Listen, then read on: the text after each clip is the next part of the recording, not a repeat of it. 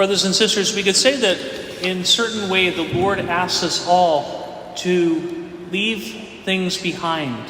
That there is a time when He might take from us or ask of us things that seem to be dearest to our hearts. And this can come in a variety of ways. We hear in the gospel today this rich young man who is searching for perfection.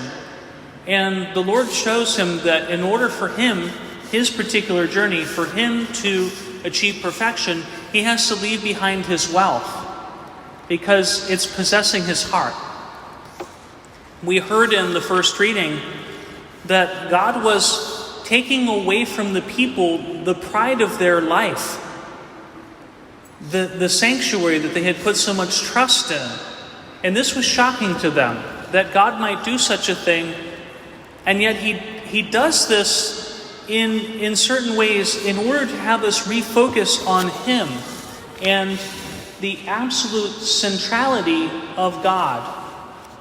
We see in the example of many saints that they are called at times to leave what they have behind and commit themselves fully to God. And such is the saint that we celebrate today, Saint Beatrice of Silva, who was born in Portugal in the later half of the 1400s.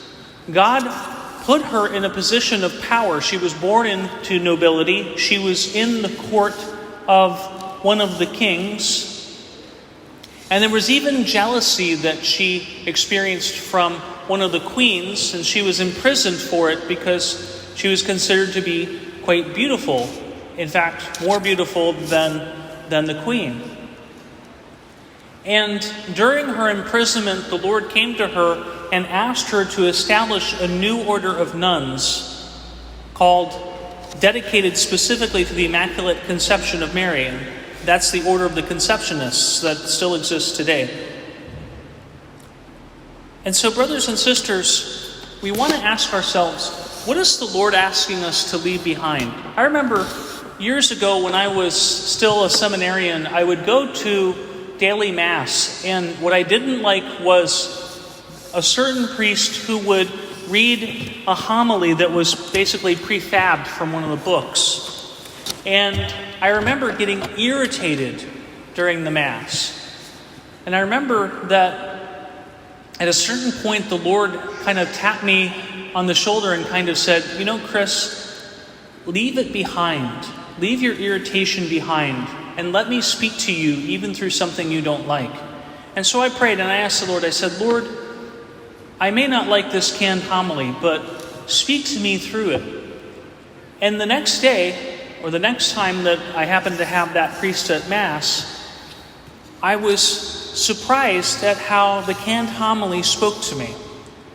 So we want to ask ourselves, what is the Lord asking us to leave behind? What is He asking us to sacrifice that may be of our own whims or our own will? And be willing to dedicate it to the Lord and to put it up here on the altar. So we ask for that grace. We hear in the antiphon before the gospel, "Blessed are the poor in spirit, for theirs is the kingdom of heaven." God isn't necessarily asking us all to give away everything as St. Beatrice did, nor as He asked the rich young man.